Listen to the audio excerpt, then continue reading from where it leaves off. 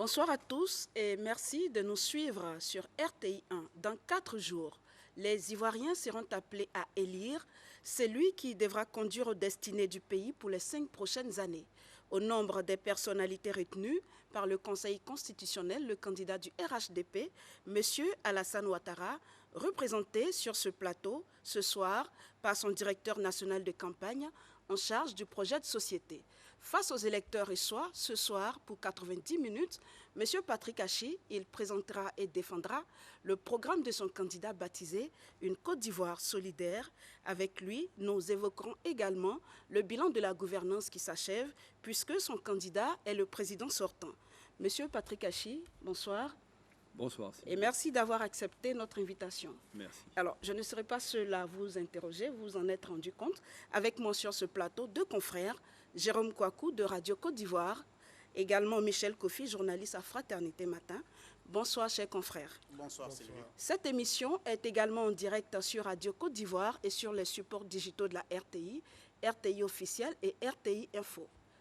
Monsieur Patrick Achi, comme je l'ai dit tantôt, vous représentez le candidat Alassane Ouattara du RHDP. Dites-nous, en 5 minutes, pourquoi votre candidat sollicite des Ivoiriens un nouveau bail? Vous avez la parole. Je vous remercie. Ivoirien, Ivoirienne, je suis honoré de représenter le candidat Alassane Ouattara pour la présentation de son projet de société 2021-2025. Je suis également honoré de parler avec vous aujourd'hui de la Côte d'Ivoire.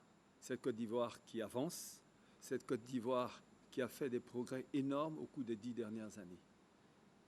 Je suis également heureux de vous parler du projet de société, en particulier sur un certain nombre de ces aspects extrêmement importants qui comportent tout ce que nous avons fait au cours des 10 dernières années. Notamment, nous avons été très bas, nous avons presque approché l'abîme, mais nous nous sommes relevés et nous sommes debout. Nous avons obtenu la paix. Nous avons reconstruit, réhabilité les infrastructures, notamment les routes, l'éducation, la santé, et nous avons pu également augmenter nos richesses, puisqu'aujourd'hui, nous avons, et nous pouvons le dire, multiplié notre revenu, notre richesse par tête d'habitant par 2 pour devenir celui qui est le premier de la CEDEAO. C'est une performance exceptionnelle que personne n'aurait imaginée il y a à peine 10 ans. C'est vrai, nous avons réalisé toutes ces performances, nous avons fait beaucoup ensemble, mais il y a encore de nombreux défis à relever. L'un de ces défis, c'est le défi démographique, la population. Nous sommes 25 millions et dans 10 ans, nous serons 35 millions, parmi lesquels la population active représentera 19 millions. Il va falloir pour ces 19 millions être capable de les laisser dans le tissu économique, leur trouver un emploi, leur définir un cadre de vie et construire les infrastructures nécessaires. Pour cela, le projet de société que nous vous présentons exige que nous puissions construire une Côte d'Ivoire plus stable, plus prospère et que nous puissions être plus solidaires. Cela, nous le ferons à travers 5 priorités. La première priorité sera naturellement de consolider la paix et la sécurité à l'intérieur de notre pays comme aux frontières. La deuxième priorité sera de tout mettre en œuvre pour transformer en profondeur notre économie afin d'accroître les richesses et de créer plus d'emplois. La troisième priorité, ce sera les régions. Il faudra amplifier le développement des régions afin de permettre aux Ivoiriens, où qu'ils soient, d'accéder aux mêmes opportunités. Et le quatrième pilier, ce sera celui de la transformation en profondeur de l'administration et de la gouvernance de notre pays, afin de pouvoir relever effectivement les défis de la création de la richesse. Enfin, le dernier pilier, c'est celui de mettre l'Ivoirien, l'homme, au cœur du développement. L'Ivoirien qui doit être au début et à la fin de toute action que nous menons et que nous mettrons en œuvre au cours de ces 5 prochaines années. Pour cela, il faudra également continuer de faire ces efforts-là, aller 2 fois plus vite, aller 2 fois plus haut, aller 2 fois plus loin, pour atteindre cet objectif ambitieux de multiplier encore par 2 notre richesse par tête d'habitant afin de faire de notre pays un pays à revenu intermédiaire pour lequel la majorité de la population peut être considérée comme celui d'une classe moyenne. Voilà, Madame, en quelques mots, l'introduction, ce que nous voulons et ce que nous avons l'intention de faire, notre candidat, au cours des 5 prochaines années. Merci, monsieur le représentant du candidat Alassane Ouattara, candidat du RHDP. Alors, une question que tous les téléspectateurs se posent en ce moment précis. On attendait votre candidat sur ce plateau, le candidat du RHDP, donc Alassane Ouattara, comme en 2010 et en 2015, où il s'est prêté à cet exercice démocratique de venir face aux électeurs. Et cette année, il décide de se faire représenter par vous. Pourquoi? Notre candidat, je crois, à chaque fois qu'il indique comment il est parvenu à ces résultats exceptionnels, dit je suis arrivé à ces résultats parce que nous avons travaillé ensemble avec 25 millions d'Ivoiriens.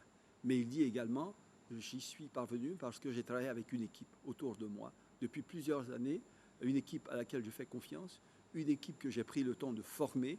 Et il se trouve que dans la direction de campagne que nous avons aujourd'hui pour le président, dans cette équipe, je suis le directeur de campagne en charge du projet de société.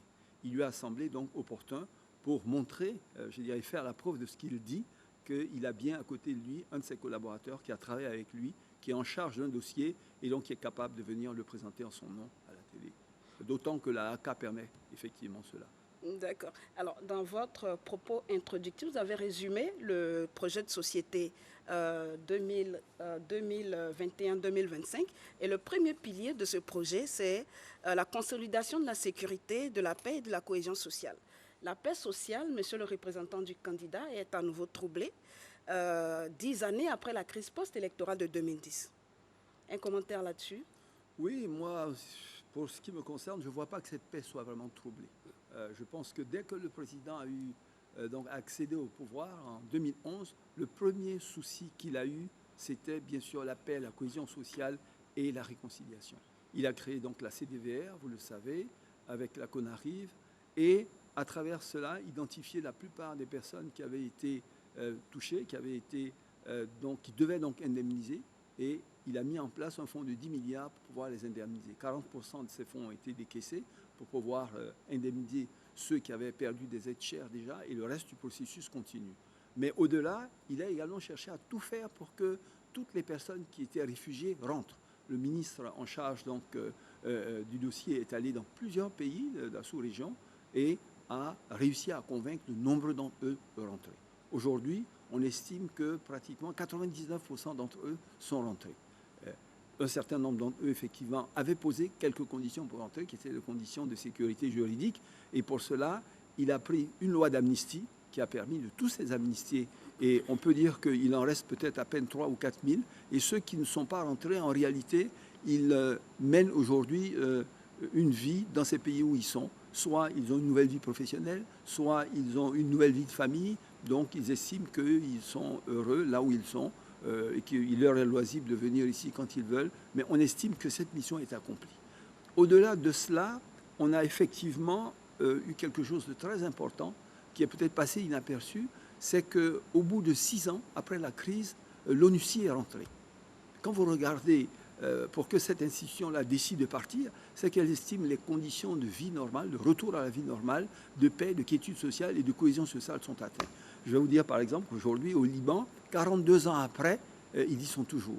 Au Libéria, 17 ans après, ils y sont toujours. En RDC, 10 ans après, ils y sont toujours. Donc c'est déjà un critère pour dire qu'au-delà même de nos émotions ou de notre jugement, un acteur extérieur estime que la situation est revenue à une paix, à une réconciliation qui permettent aux Ivoiriens de vivre, d'avoir un retour à la normale. Mais en plus de cela, je continue. Vous avez certainement remarqué que la Côte d'Ivoire a à nouveau été élue comme membre non permanent du Conseil de sécurité.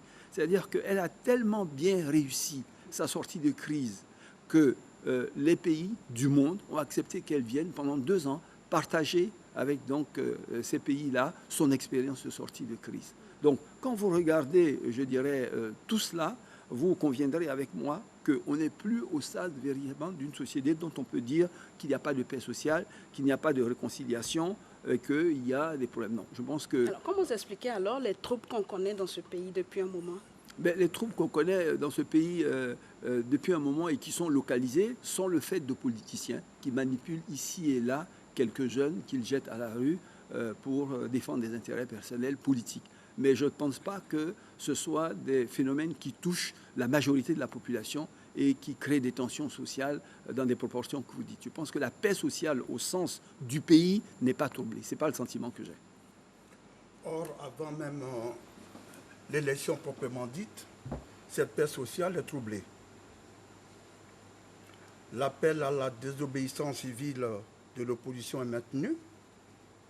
Pensez-vous que toutes les conditions sont réunies pour une élection apaisée le 31 octobre?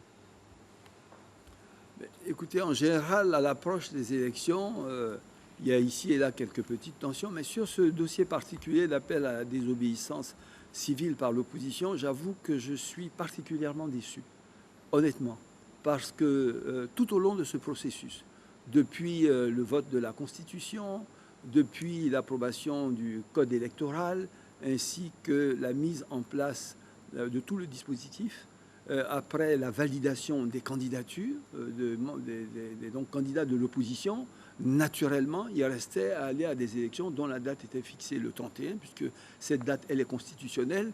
Donc, on ne s'attendait pas à voir, je dirais, de remous ou quoi que ce soit. Ce qu'il nous semble, c'est que malgré tous les efforts de négociation qu'on fait, on a l'impression de voir cette opposition avancer et reculer, comme si, finalement, elle n'avait jamais envisagé d'aller à ces élections-là. Comme si, quelque part, elle attendait qu'un événement survienne pour que ces élections ne se réalisent pas dans les conditions où elles devraient se réaliser, ou que des événements surviennent pour conduire au report de ces élections-là. Ce qui n'est pas possible, puisque ça ouvre, je dirais, au niveau juridique, une voie incertaine que nous avons déjà connue par le passé, avec des arrangements politiques plutôt que le suivi, je dirais, d'une démocratie. Et je vous assure que pour moi-même avoir vécu ces moments-là où il a fallu faire arrangement sur arrangement, où pendant 10 ans, le pays reste pratiquement stable, sans investissement, à ne rien faire, c'est la pire des choses qui puissent arriver à un pays. Et quand on a connu ce qu'on a connu ensemble au cours des 10 dernières, au cours de cette période de crise-là, je peux vous dire que la dernière des choses à laquelle on pense, c'est à nouveau de rentrer dans cela. Donc nous, personnellement, nous sommes perturbés. On ne comprend pas quels sont les fondements de cette décision-là pour les candidats qui ont été identifiés, pour les candidats qui ont candidaté et qui ont été désignés et qui devraient y aller aujourd'hui, de faire des discussions qui n'ont pas lieu d'être. Donc, d'ailleurs, moi, personnellement, quand je regarde cela, pour les partis qui ont été des partis oufouettistes, qui prônent par essence la paix, le dialogue, appeler à la désobéissance civile, je ne comprends pas ça du tout. Voilà, donc ce sont mes commentaires. La conséquence, c'est que sur plus de 7 millions d'électeurs inscrits, jusqu'au 26 octobre, c'est-à-dire à 5 jours du scrutin, seulement 41% des électeurs ont effectivement retiré leur carte selon la commission électorale indépendante. Est-ce que ces chiffres poussent à l'optimisme? Alors, 41%, c'est vrai, ça peut être vu sous plusieurs angles, hein. Ce que je sais, c'est qu'aux dernières élections, à peu près à la même période, à un jour près, le taux de retrait devait être autour de 55%. Donc c'est vrai que quand on le compare comme ça de façon brute, on a l'impression que le taux au cours de cette élection est un peu plus faible. Mais on peut le prendre autrement. Comme vous le dites, ici et là, il y a eu quelques tentatives pour empêcher les électeurs d'aller paisiblement, les Ivoiriens d'aller paisiblement retirer leur carte. On peut considérer que cela a joué donc sur le taux que vous donnez. Mais à la réalité, si je suis un électeur, j'ai la faculté, le jour de l'élection, d'aller et de retirer ma carte à l'intérieur du bureau de vote. Donc, même si je ne le retire pas avant, ça ne veut pas dire qu'on doit interpréter cela comme un manque de ma volonté d'aller voter. Donc, cet indicateur-là ne peut pas représenter le taux de participation. Moi, je dirais même d'ailleurs qu'avec toutes ces tentatives d'empêchement, si 41% des cartes ont déjà été retirées et que pour le reste, les cartes qui sont là-bas, les populations pourront, le jour du vote, aller les retirer et voter sur place, moi, je pense qu'on a des raisons d'être optimistes, que le taux de participation sera élevé. En tout cas, ça traduit au moins le fait que c'est aujourd'hui 41%, c'est près de 2 800 000, donc 3 millions d'électeurs qui sont déjà désireux d'aller voter. Je crois que c'est un bon signe. Les Ivoiriens veulent aller voter, les Ivoiriens veulent la paix, Les Ivoiriens veulent la quiétude. Les Ivoiriens ne veulent plus vivre ce qu'ils ont déjà vécu. Et à mon avis, vous serez surpris le 31 octobre de voir le taux de participation, à quel point les Ivoiriens et les Ivoiriennes veulent tourner la page, je dirais, noire de leur histoire pour poursuivre, je dirais, le chemin radieux que le président Alassane Ouattara a commencé à leur faire emprunter. Alors, monsieur Monsieur le ministre, les actions de l'opposition que j'ai isolées mettent tout de même à mal la cohésion sociale.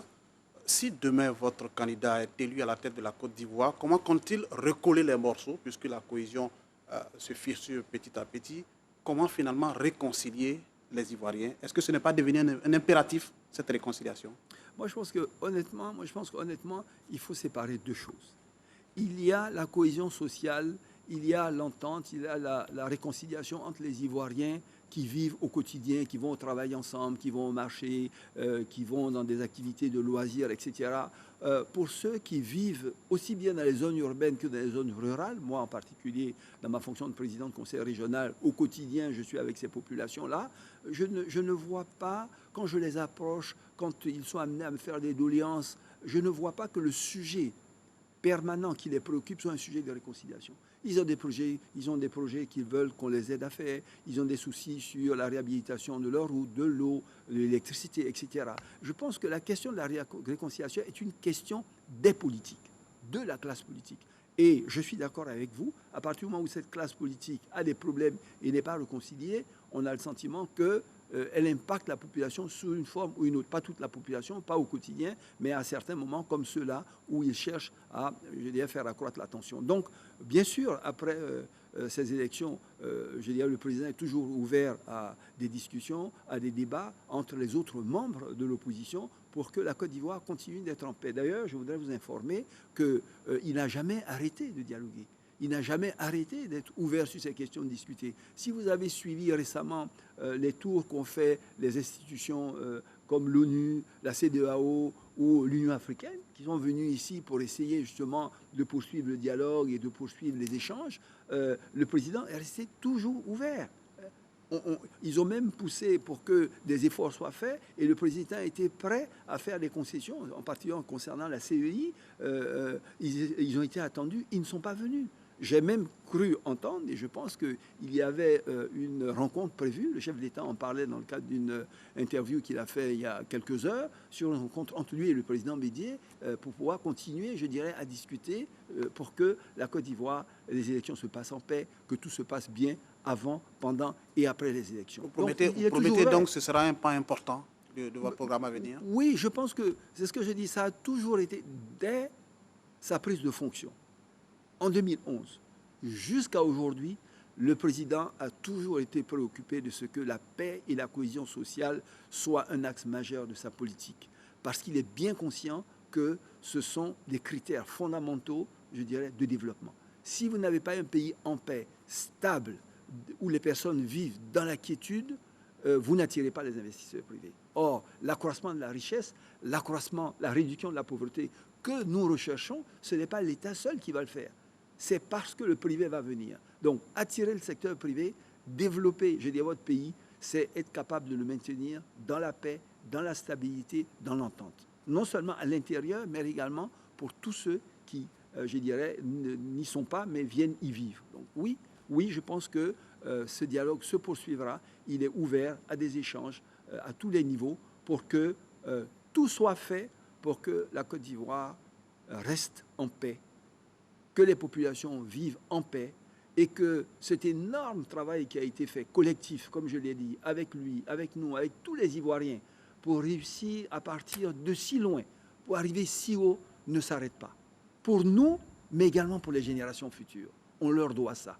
Et il sera capable de faire tous ces efforts. Il a la volonté de faire tous ces efforts. Donc, ce dialogue se poursuivra, je peux vous le confirmer.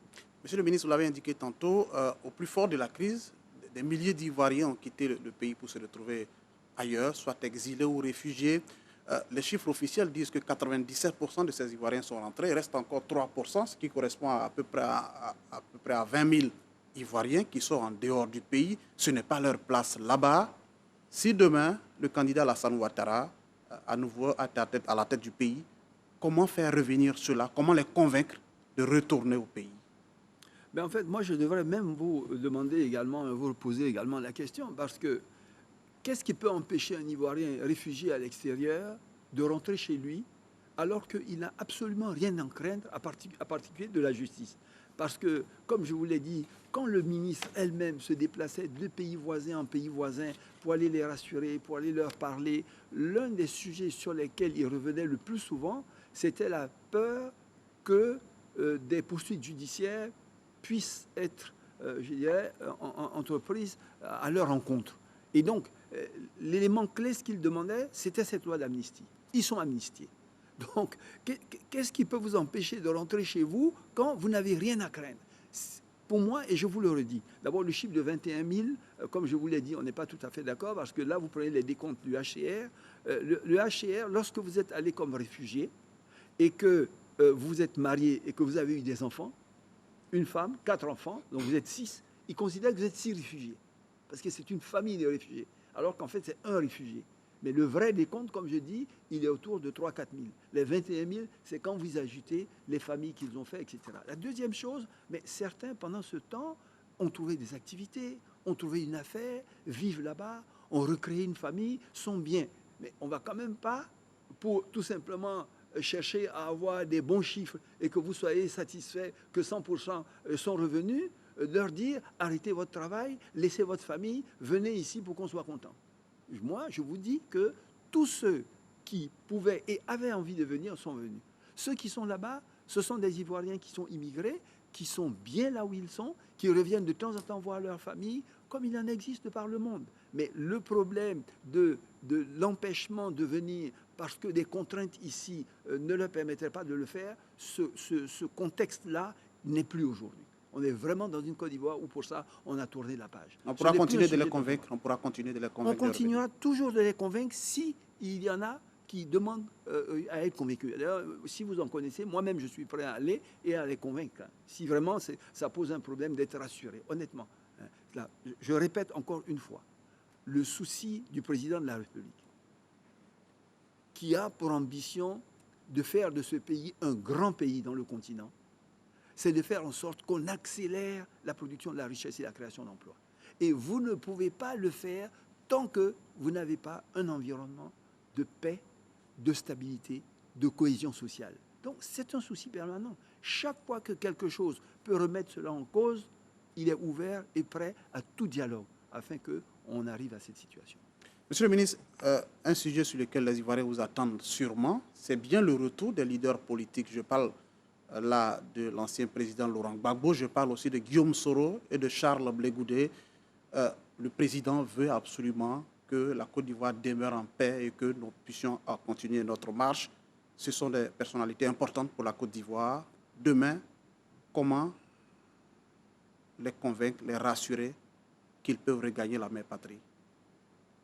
Mais là également, je crois que le président, à l'issue d'une interview récente sur ces questions-là, a exprimé des positions claires et sans ambiguïté.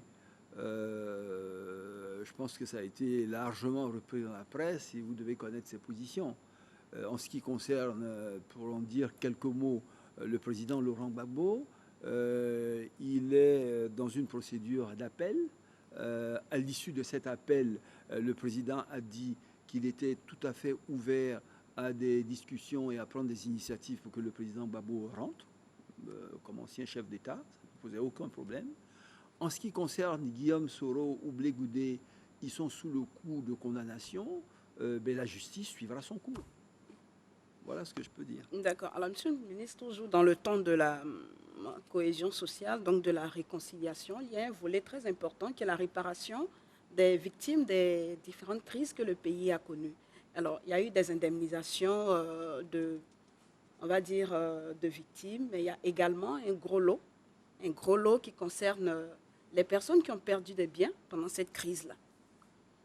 Est-ce que quelque chose est prévu? Est-ce qu'on est prêt à démarrer enfin cette phase d'indemnisation? 300 000 personnes, c'est exactement ce que relève le fichier de la CONARIV.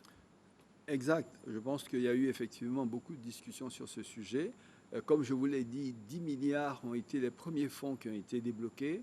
Sur ces 10 milliards, on a privilégié bien sûr ceux qui ont perdu des êtres chers, ceux qui ont été blessés, ceux qui ont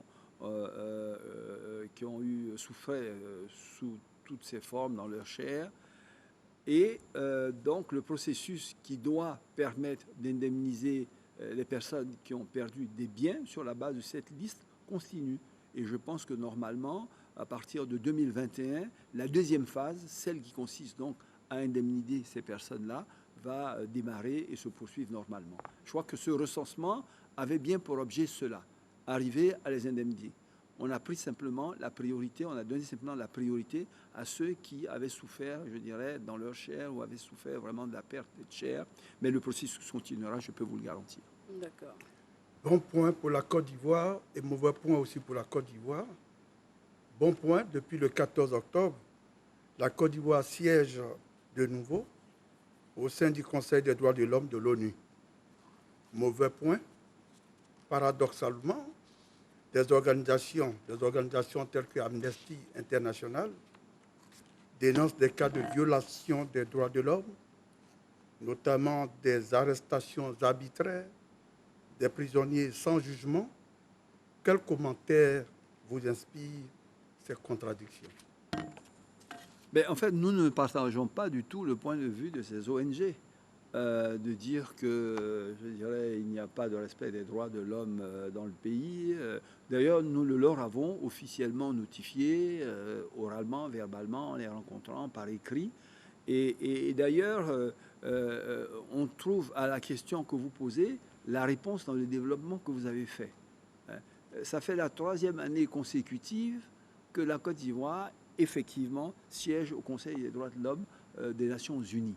Et nous avons été élus, vous le savez, par 182 voix sur 190. Donc, quand 182 pays dans le monde estiment que vous n'avez pas de problème, je veux dire, d'atteinte aux droits humains, bien, les ONG, elles sont locales, elles ont leur avis, elles peuvent dire ce qu'elles veulent. On est dans un pays de liberté, mais convenez avec moi que si elles avaient raison et que ce qu'elles disaient était vrai, ce n'est pas 180 pays dont pour la plupart les ambassadeurs sont ici, qui sont extrêmement bien renseignés. Ces pays n'auraient pas voté, on n'a pas eu le score qu'on a obtenu. Donc, je crois qu'il y a des convictions qui se font, mais honnêtement, sur cette question-là, on est serein. D'accord. Alors, on va parler à présent de sécurité et de défense. C'est un élément qui occupe une bonne place également dans votre projet de société. En termes de sécurité intérieure, est-ce qu'on peut faire un bilan de vos actions et puis également les perspectives pour améliorer la sécurité de vos concitoyens? Alors, en ce qui concerne la sécurité, vous touchez là un point où, honnêtement, mon sentiment, c'est que c'est certainement l'un des domaines où on a le mieux réussi. Vous savez, je pense que vous étiez là quand on sortait en 2011, au moment où son Excellence le Président de la République, Alassane Ouattara, était en train de prêter serment, des corps jonchaient encore le sol à Abidjan. Il y avait encore des tirs dans certains quartiers. Il y avait encore des mercenaires ici et là, une armée, des paramilitaires. On était dans un environnement extrêmement délictueux en matière de sécurité. Vous ne pouviez pas quitter un endroit à Abidjan, un quartier, pour aller dans un autre quartier, sans avoir la peur au ventre de vous dire qui vous allez rencontrer, qui allait vous arrêter. Vous étiez dans une situation où vous pouviez être pris à partie, violenté, mais en toute impunité, sans savoir même à qui vous adresser. Il n'y avait plus de commissariat, il n'y avait plus rien. Le pays était branle-bas. On est parti d'une situation de chaos et j'ai le sentiment que souvent les gens l'oublient. Vous savez, quand vous retrouvez la sécurité, vous oubliez, je dirais, qu'il y a la sécurité. Vous avez l'impression que c'est normal. Voilà d'où on est parti.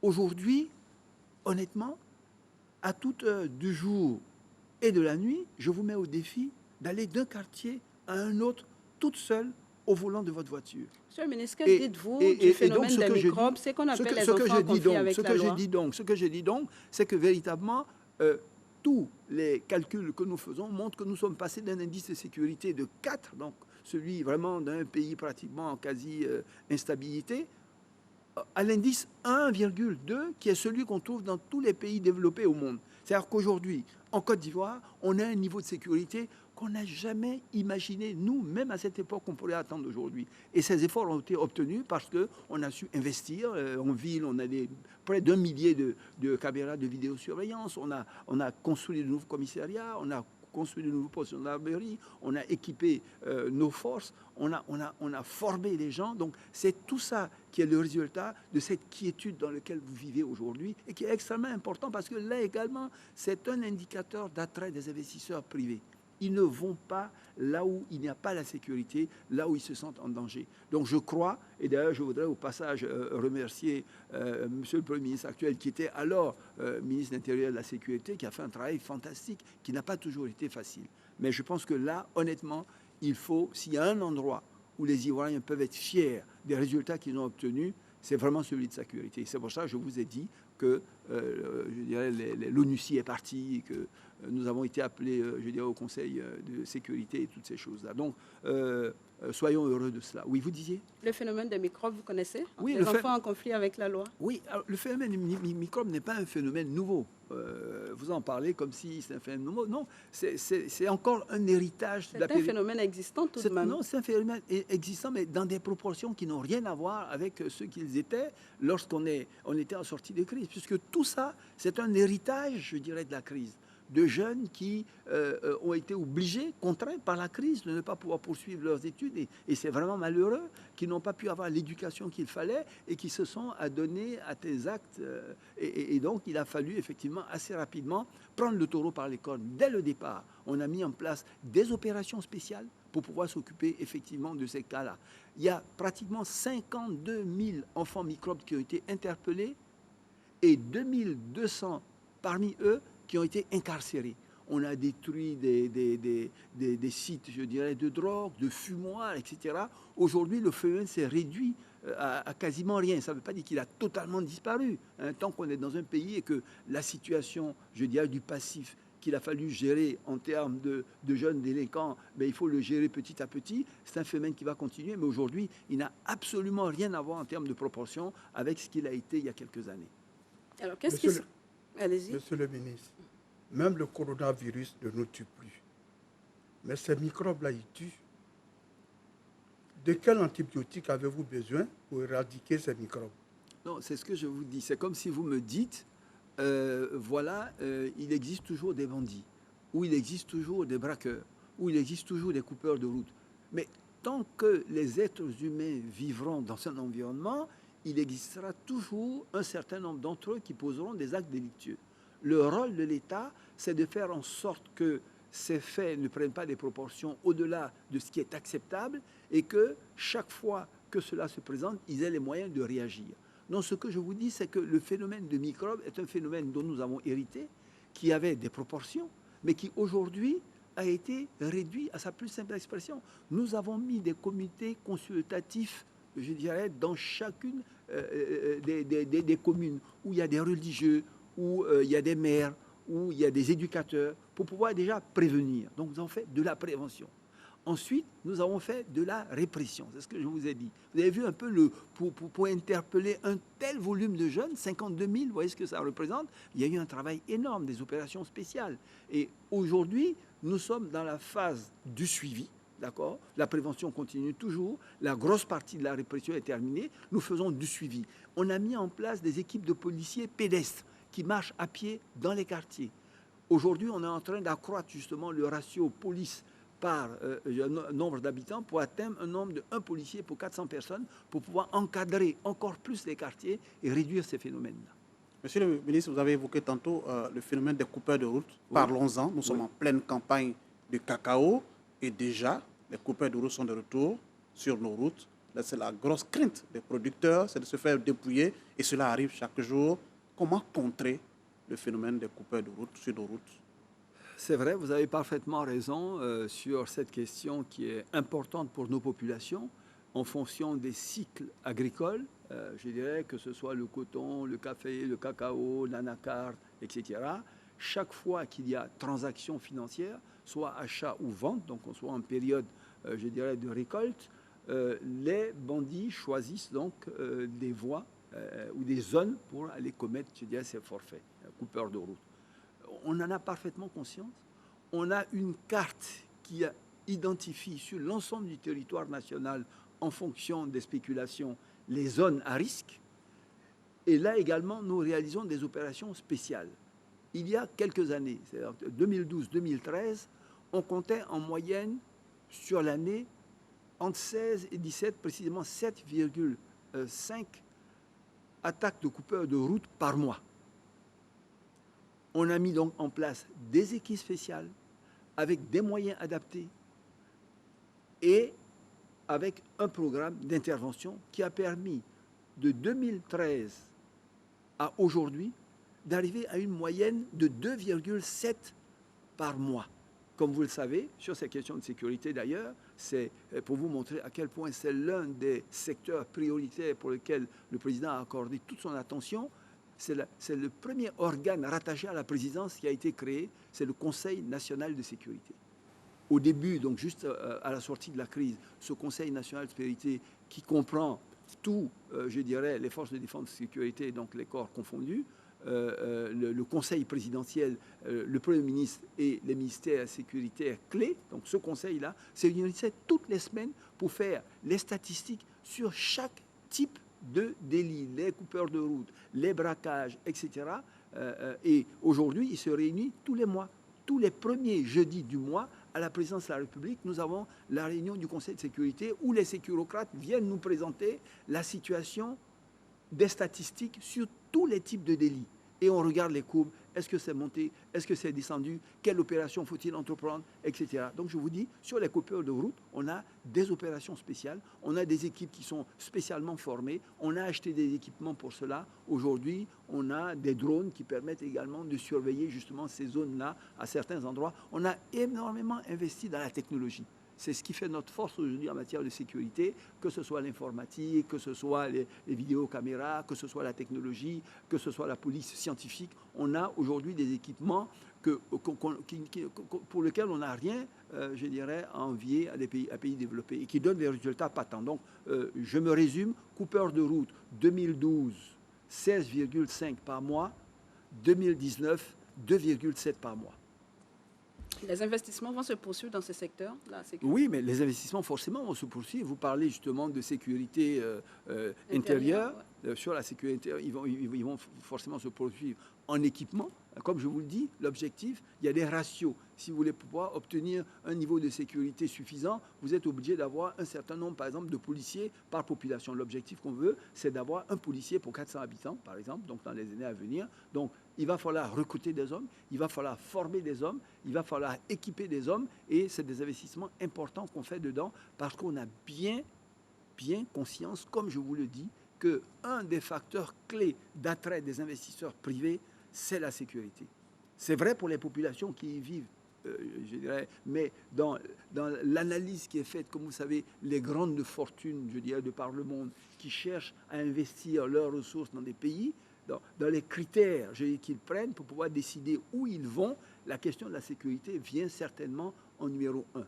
Donc ce que nous le faisons pour nous-mêmes, pour nos populations, mais dans le cadre de la stratégie que nous développerons tout à l'heure sur le développement du secteur privé et l'attrait des investisseurs privés, c'est également un facteur déterminant. Donc nous continuerons l'investissement vraiment dans ces secteurs-là pour pouvoir rester dans les standards où nous sommes aujourd'hui, donc ne pas aller au-delà de entre 1 et 1,2% en termes d'indice de sécurité. Autre forme d'insécurité qui a un visage plus hideux, c'est le terrorisme. Quelle est votre stratégie pour lutter contre ce phénomène qui met à mal la stabilité nationale, sous-régionale et mondiale? Je suis d'accord avec vous, c'est l'un des visages peut-être les plus hideux, je dirais, qu'on connaisse au monde, d'attaque. C'est quelque chose d'ignoble, d'injuste, et nous l'avons vécu malheureusement, et nous en sommes conscients. D'autant que nous vivons cela, sinon dans notre pays, mais au quotidien, à notre frontière. Ça veut dire que ça constitue pour nous une menace qu'il faut juguler. Vous savez, dans ce domaine-là, la première chose, c'est d'abord la prévention. Et la prévention, c'est le renseignement. Si vous n'êtes pas renseigné, et que vous devez découvrir le phénomène lorsqu'il survient, il est trop tard, et quels que soient vos moyens, les conséquences sont en général plus graves. Donc aujourd'hui, on fait de la coopération de renseignement avec les pays voisins, voilà, qui eux également font face à ça. Et cet échange d'informations-là nous permet, je dirais, d'avoir une connaissance parfaite des mouvements, de où ils sont, de qu'est-ce qu'ils font, etc. Donc coopération sous-régionale. Également, au niveau de la CEDEAO, au-delà des voisins, il y a, je dirais, des organes qui ont été mis en place pour qu'on partage l'information. La deuxième chose, ce sont des opérations conjointes à nos frontières, c'est-à-dire avec les forces militaires des autres pays et les nôtres. Nous menons régulièrement des opérations. Pour certaines, elles sont publiques, connues de vous. Pour certaines, elles sont secrètes, mais régulièrement, on mène des opérations conjointes, je dirais, à nos frontières pour maintenir, je dirais, cette surveillance. Et troisièmement, nous menons également des opérations en interne parce que un certain nombre de lieux, comme les forêts ou certaines forêts classées, sont des lieux de prédilection, je dirais, de naissance et d'éclosion de ces mouvements-là. Et si vous n'y prêtez garde et qu'ils prennent un certain volume, après, ça devient difficile à juguler. Donc, c'est tout cela qu'on fait. Et là également, ça a requis l'acquisition de moyens importants. Il faut avoir des moyens aériens, des hélicoptères de combat, des hélicoptères de transport de troupes, des avions de surveillance, des drones spécialisés. On a énormément investi dans la sécurité des Ivoiriens. Et je pense qu'aujourd'hui, on estime que c'est un phénomène qu'on observe, qu'on regarde, mais pour lequel on n'a pas d'inquiétude majeure. D'accord. Alors, Monsieur le ministre, on va passer à, on va dire, votre sujet de prédilection, les questions économiques, également les questions de société. Alors, votre programme 2021-2025, il est axé sur la solidarité. Alors, qu'est-ce qu'une Côte d'Ivoire solidaire et pourquoi maintenant une Côte d'Ivoire solidaire? Alors, une Côte d'Ivoire solidaire, c'est un terme générique qui contient beaucoup de choses. Mais je pense que ce qu'il faut retenir d'important, c'est le constat, c'est l'analyse et le constat que nous avons fait. Je vous disais tout à l'heure que le président a regardé attentivement les performances que nous avons été à même de réaliser au cours des 10 dernières années, qui sont des performances exceptionnelles, reconnues par toutes les instances, je dirais, nationales, mais surtout du monde. Et il a dit, on doit continuer, mais on doit continuer pour aller plus loin. On doit continuer pour aller plus loin, pour juguler un certain nombre de défis qu'aujourd'hui, déjà, on commence à percevoir. On est 25 millions d'habitants aujourd'hui, Sylvie. Dans 10 ans, on sera 35 millions d'habitants, dans lequel 19 millions, ça sera la population active. Mais si vous n'avez pas 19 millions d'emplois, si vous n'avez pas des infrastructures de santé, d'éducation, pour pouvoir servir les besoins de base de ces 19 millions de personnes, vous créez les conditions d'une explosion sociale qui crée les tensions, qui crée ceci. Souvent d'ailleurs, on parle de coexistence pacifique, on parle de tensions, mais en fait, pour finalement parler de problèmes d'emploi, de problèmes d'insécurité. C'est-à-dire les jeunes aujourd'hui, pour certains qui n'ont pas des emplois, vous leur donnez quelques billets, ils sont prêts à tout faire. Chaque fois que dans une société, vous avez presque le plein emploi et que les gens ont un niveau de vie décent et un confort auquel ils aspirent, vous avez très peu de troubles, vous avez très peu de tensions. Donc, à la fin de la journée, vous comprenez bien que ce défi, il doit être relevé. Donc, le projet de société dit quoi? Il dit, je vais avoir 19 millions de personnes qu'il va falloir bien sûr insérer. Il faut que dès aujourd'hui, je commence à y réfléchir parce que ce n'est pas au moment où on le découvre qu'on le règle. Il faut que chaque acte que je pose aujourd'hui adresse cette question-là. Et donc, on dit, il faut accroître la richesse. Il faut à tout prix accroître la richesse pour accroître également les emplois. Mais il faut accroître la richesse comment? Ce n'est pas l'État qui fabrique la richesse. Ce n'est pas l'administration qui fabrique la richesse. C'est le secteur privé, de par le monde. Et chaque État fait tout pour attirer au maximum les personnes du secteur privé pour créer de la richesse. Mais nous, on se rend compte de quoi sur notre expérience passée de toutes ces années-là? Je vous ai dit qu'on a touché le fond et qu'on a commencé à se relever. On s'est rendu compte que malgré toutes les incitations fiscales qu'on fait, malgré les conditions d'attraction assez importantes pour nous, le secteur privé ne croît pas aussi vite qu'on souhaiterait. Il n'y a pas suffisamment de grandes entreprises, il n'y a pas suffisamment de PME pour qu'on puisse créer suffisamment d'emplois et générer suffisamment de revenus pour que l'État utilise ces revenus pour pouvoir investir dans l'éducation, dans la santé, etc. Donc on fait quoi? On croise les bras, on attend que, après tout ça, un vienne, deux viennes, etc. Non. On parle de transformation, par exemple, du cacao, ou on parle de la noix de cajou. Mais cette transformation-là, si ceux qui doivent transformer ne viennent pas, on fait quoi? Alors, on a été voir un peu. Dans un certain nombre de pays qui, il y a environ 40, 50 années en arrière, étaient à peu près au niveau de développement économique où nous étions, et qui, 50, 60 ans après, sont bien au-devant, je dirais, de nous en termes de résultats et de performance. Et à quelle conclusion nous sommes parvenus? C'est que si l'État ne s'investit pas plus dans le soutien, l'appui au développement de ces petites entreprises et de ce secteur privé, mais il ne va pas croître à la vitesse qu'il faut pour absorber tous ces emplois-là. Donc le changement majeur, le changement de cap, ce que nous on a appelé dans le projet de société, le changement de paradigme, c'est de dire, écoutez, les missions que nous avions par habitude, qui étaient des missions régaliennes, construire les routes, mettre de l'eau, de l'électricité, nos missions naturelles, former des hommes, les soigner, si on ne fait que ça, et qu'on regarde le secteur privé et attendre qu'il croisse, ça ne va pas suffire. Il faut que nous-mêmes, on aide le secteur privé à croître. Et ça, ce sont des exemples qu'on peut vous donner. Tiens, je vais vous donner des exemples. Vous mangez vous avez bien les carpes brisées, la tiéké, vous mangez ça. Comme tout Ivoirien. Comme tout Ivoirien, d'accord. Alors, ces carpes brisées, pour certaines, pour la plupart d'entre eux, viennent d'Asie ou du Brésil, congelées. C'est des cartons congelés que vous achetez, non? Au port, en général. Voilà. Mais est-ce que vous savez que pour certains pays, le Brésil par exemple, c'est en Côte d'Ivoire qui sont venus il y a 40 ans chercher les alevins de carpe. Ils sont retournés avec, ils ont développé une véritable industrie, je dirais, du poisson. Ils sont aujourd'hui pratiquement les 3e exportateurs mondiaux. Ils ont créé des centaines de milliers d'emplois. Nous, 40 ans après, on continue, malgré qu'on ait une qualité d'eau. On a des fleuves, on a des lagunes, on a tout ça, mais on attend d'aller acheter du poisson qui a été fait à des dizaines de milliers de kilomètres et qui sont congelés pour venir. Si l'État dit « j'attends que le secteur privé de l'aquaculture se développe », mais on y est. Dans 3-4 ans, on y est. Parce que, en fait, ce n'est pas bien compliqué. Il faut trouver des alevins. Il faut les donner à des gens qui sont des jeunes, qu'on peut former rapidement. Il faut leur donner quelques enclos sur un fleuve, sur une lagune. Il faut qu'ils aient la possibilité d'avoir des aliments à donner à ces alevins. Et puis, au bout de 6 mois, ils ont une carpe. Et cette carpe, ils peuvent la vendre. Donc, quand vous regardez ça, vous vous rendez compte que c'est tout un écosystème. Parce que celui qui produit les alevins, il est du secteur privé. L'État peut l'aider à s'installer.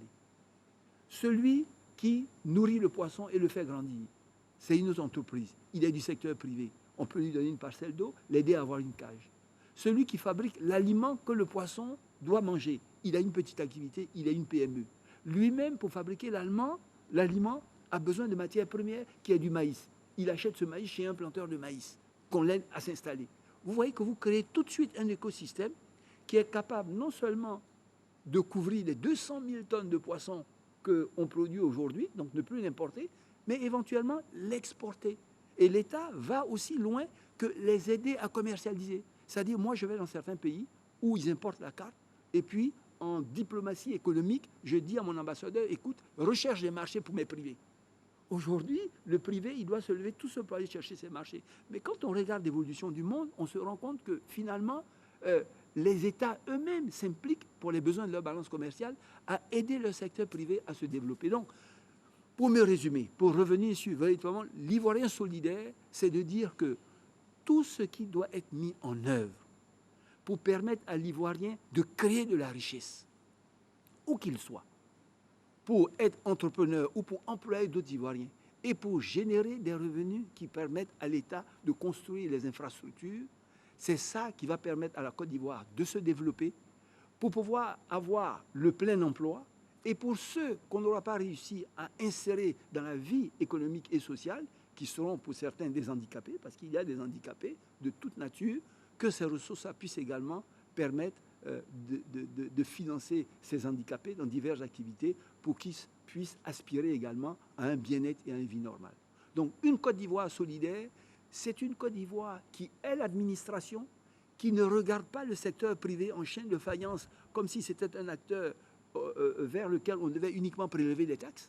C'est un secteur privé qui ne regarde pas l'État comme étant un prédateur qui cherche à lui prendre des taxes et dont il se cache, mais dans un pays où les gens se rendent compte qu'ils ont un destin commun, que l'activité qu'ils mènent les uns les autres sont liées et que c'est au travers de cette synergie où l'administration se met au service du secteur privé, créateur de richesses, qu'on construit une nation solidaire où tous nous arrivons à mener une vie décente qui nous amène à ce que je disais, doubler notre revenu moyen par habitant et faire de notre pays un pays à revenu intermédiaire, un pays émergent, voire un pays développé. C'est un rêve, mais c'est un rêve qui peut devenir une réalité. Alors, en tout cas, nous y croyons. Oui, alors une Côte d'Ivoire solidaire, on peut se dire encore une promesse comme celle de l'émergence que vous avez évoquée. Vous l'avez promis il y a quelques années à l'horizon 2020 et là nous sommes en octobre 2020. Oui. Sur le plan du candidat, est-ce que la Côte d'Ivoire est devenue émergente? Bien sûr, la Côte d'Ivoire est émergente. D'accord. L'émergence... et c'est quoi les signaux de... D'abord, voilà, on se trouve... Un pays émergent, c'est un pays qui se trouve entre les pays les moins avancés et les pays développés. Toute cette frange-là, ce sont des pays émergents. Voilà. Donc on dit pré-émergent, émergent, etc. Vous êtes dans l'émergence. Donc nous, on a passé le cap avec justement l'accroissement de notre richesse moyenne par habitant, qui est, comme je dis, le plus important de la CEDEAO aujourd'hui. On a quitté le cercle des pays les moins avancés pour arriver dans la frange des pays émergents. D'ailleurs, nous sommes les seuls avec le Ghana et le Nigeria en Afrique de l'Ouest à y être parvenus. Donc oui, nous sommes dans l'émergence, mais ça ne suffit pas. On veut aller plus loin. On est plus ambitieux pour les Ivoiriens. Comme je vous dis, en 20 ans, Oufoué qui est venu trouver un pays où il y avait pratiquement une forêt, il n'y avait absolument rien. 20 ans après, quand vous veniez à Abidjan, vous voyez le plateau là, comme vous voyez le plateau aujourd'hui. C'est comme ça que le plateau, avec ses immeubles, ses gratte-ciels, c'est comme ça que le plateau était il y a 40 ans, madame. Et les gens qui venaient de tous les continents des pays africains, quand ils arrivaient ici, ils se demandaient s'ils rêvaient. Du Maghreb, à part l'Afrique peut-être du Sud, en Afrique de l'Est, les gens avaient l'impression de rêver. Mais Oufoué y a cru. Oufoué a rêvé. Oufoué a rendu ça possible en 20 ans. Yamoussoukro, Abidjan, les autoroutes, les routes. Au moment où nous avions, nous, ici, 140 km d'autoroute d'Abidjan à Saint-Grobo, mais combien de pays en Afrique n'avaient même pas 10 km d'autoroute? Le problème, c'est qu'après Oufoué, pendant 30 ans durant, on n'a fait que chuter. Pour arriver en 2010 à avoir un niveau de richesse moyen par habitant qui était celui de 1960. C'est-à-dire au moment où Oufoué arrivait, le niveau de richesse moyen par habitant qu'il a trouvé et où il nous a fait monter, on a trouvé le moyen tout seul, en 30 ans, de tomber plus bas que jamais, en 2010. Et c'est de là qu'Alassane Ouattara a relevé le pays et qu'en l'espace de 10 ans, il a réussi à doubler cette richesse moyenne par habitant. Mais si on a pu le faire en 10 ans, il faut qu'on soit plus ambitieux. Et qu'on pense également que dans les 10 prochaines années, il faut doubler cette richesse moyenne par habitant. Et pour cela, il faut s'investir dans le secteur privé. Pas se substituer au secteur privé pour devenir nous-mêmes des acteurs du secteur privé, mais faire en sorte que les paysans qui n'ont pas pour vocation de rester paysans, on les voit, on les appelle paysans, mais un paysan, aujourd'hui d'ailleurs c'est un des problèmes clés en termes de l'entrepreneuriat, la modernisation de l'agricole, la modernisation agricole, c'est un de nos secteurs clés, je dirais, dans ce nouveau projet de société. Aujourd'hui, quand on est un géant agricole, mais on a quand même des faiblesses. Quand vous regardez, que ce soit l'agriculture et l'exportation, que ce soit les produits vivriers, que ce soit les fruits et légumes, mais quand vous regardez les techniques culturelles, aujourd'hui, les gens font des champs d'igname avec la daba comme il y a 50 ans. Ils font les champs de manioc plantés comme ça, avec la machine comme il y a 50 ans. Ils n'utilisent pas d'eau, alors qu'aujourd'hui, personne n'imagine une agriculture moderne sans eau, sans irrigation. Ils n'utilisent pas d'engrais. Les sols s'appauvrissent, alors qu'aujourd'hui, aucune agriculture moderne n'utilise pas d'engrais. Ils n'utilisent pas de mécanisation. Donc aujourd'hui, rien que dans ce secteur-là, vous êtes capable dans tous ces secteurs-là de faire des paysans, des fermiers, des PME, créateurs de richesses, créateurs d'emplois, dignes, fiers, générant des revenus et capables de contribuer à la richesse de leur pays. C'est ça notre ambition. Mais si vous continuez également, je prends l'exemple par exemple, bon, vous prenez les gens qui ont, souvent il faut que ça parle concrètement aux gens. Vous produisez des mangues à Sidematiali ou vous produisez de l'ananas à Bonoa. Mais aujourd'hui, vous vous rendez compte que non seulement on a des problèmes de rendement, mais quand ils le produisent souvent, parce qu'il y a des problèmes de logistique, etc., ils perdent 40 à 50% de leur production. Vous avez la possibilité aujourd'hui de faire la transformation locale dans les régions. Dès que vous le cueillez, de faire déjà, de les pré-presser. Voilà. Et ça, c'est une administration, c'est une activité semi-industrielle, que ce soit du jus brut d'ananas ou du jus brut de mangue. Donc vous ne perdez rien. Et après, vous pouvez le transférer dans un centre plus grand où on le raffine pour faire du jus. Donc vous pouvez améliorer le rendement de l'agriculteur et lui permettre de produire mieux, de produire plus, de gagner plus, mais vous pouvez également ajouter à ça un petit transformateur local qui est un petit industriel, qui est mécanisé. Et à côté, bien sûr, s'il a de l'engrais, il y a quelqu'un qui produit de l'engrais. S'il a la mécanisation, il y a une petite entreprise qui fait l'entretien de la mécanisation. Il y a quelqu'un qui fait l'entretien des canaux d'irrigation. Vous créez un écosystème comme ça à l'intérieur d'une région. Et ça, c'est des créations d'emplois. Ça, c'est de la richesse. Et ça, en 10 ans, ça vous double votre revenu moyen par habitant. Voilà un peu, j'ai été un peu long, mais je pense que c'était important qu'on comprenne le fond, je dirais, du changement structurel important. Alors, quand vous avez décidé de faire ça, votre administration, votre gouvernance, il faut qu'elle suive. Parce qu'il faut être au service du secteur privé. Il faut être à côté du secteur privé. Il faut accompagner le secteur privé parce qu'en fait, l'État ne paye pas l'État. C'est le secteur privé qui paye l'État. Quand on a conscience de ça, la main dans la main, je pense qu'on arrive à avancer très vite. C'est pour ça que l'État a dit, on a dit également accompagné pour dire, on va faire une transformation profonde de l'administration et de la gouvernance. Monsieur le ministre, malgré le taux de croissance moyen de 8% ces dernières années, le PNUD classe pourtant la Côte d'Ivoire parmi les pays faibles, avec de grandes inégalités. La Côte d'Ivoire même est classée à la 165e place, derrière des pays comme le Bénin, la Mauritanie, Madagascar. Dois-je dire, comme la Banque mondiale, que nous sommes au bord du paradis? Alors, je vais compléter la question, Monsieur le ministre. Avec de telles inégalités, comment on peut estimer que le pays est émergent? Alors, c'est ce que je suis en train de vous dire. L'élément de mesure, je dirais, des pays le moins avancés, du pays émergent, c'est déjà la richesse moyenne par tête d'habitant. Bien sûr, on dit moyenne. Si vous avez fait attention à mon projet de société, vous aurez remarqué que j'ai dit qu'une des priorités, la troisième, était la région. Parce que souvent, ces inégalités-là ont à voir avec les zones urbaines et les zones rurales, où les chances d'accès à un certain nombre de biens, à un certain nombre de services ne sont pas les mêmes, je dirais. Donc, quand on focalise aujourd'hui la région comme devant être le centre, je dirais, du développement, ou quelle que soit, je dirais, la région où on se trouve, c'est-à-dire qu'on développe au niveau de la région les infrastructures de base qui permettent aux entreprises de s'installer, aux personnes de trouver du travail et d'aspirer à un niveau de vie décent. En même temps, sur les chiffres que vous avez, parce que je les ai également, je pense que ces chiffres n'ont pas pris en compte les dernières évolutions de notre richesse moyenne par habitant, parce que pour calculer ce chiffre, pour arriver à ce chiffre, je dirais, qui est un agrégat d'éléments consolidés, un des éléments de l'agrégat, c'est la richesse moyenne par tête d'habitant. Si vous mettez à jour la richesse moyenne par tête d'habitant, vous allez voir que nous avons progressé en termes de rang. Mais nous-mêmes, estimons que nous pouvons faire plus, que nous pouvons faire mieux.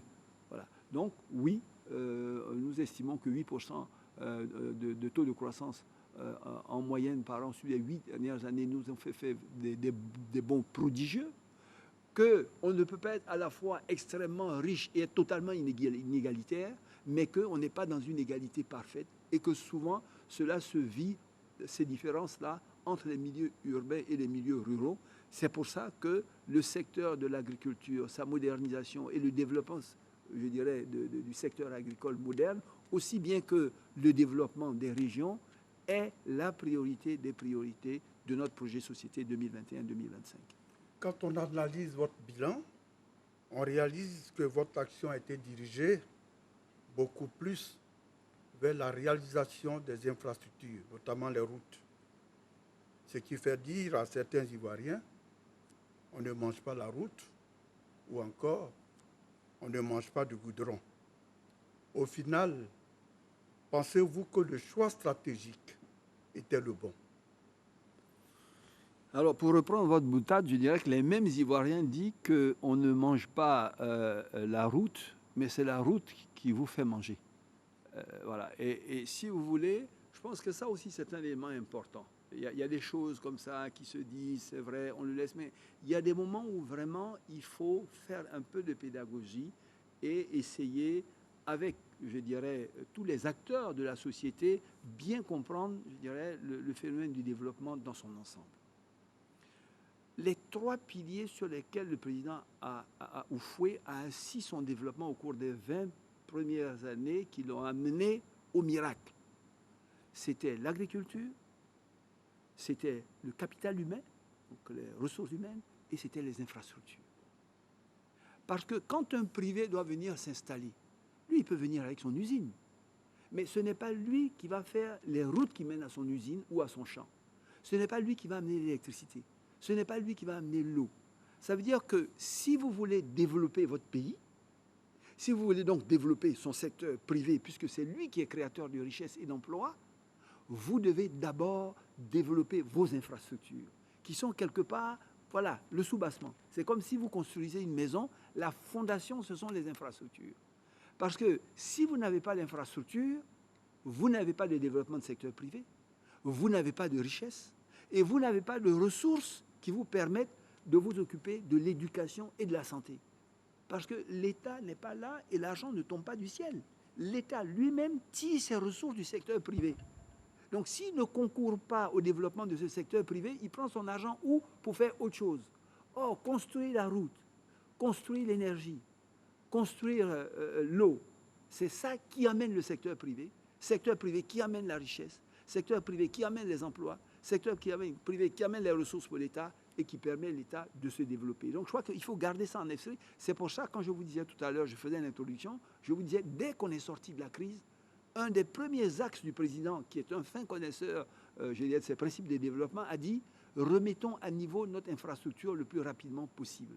Vous savez qu'on est resté, quand je vous dis qu'on est tombé si bas, qu'est-ce qui s'est passé?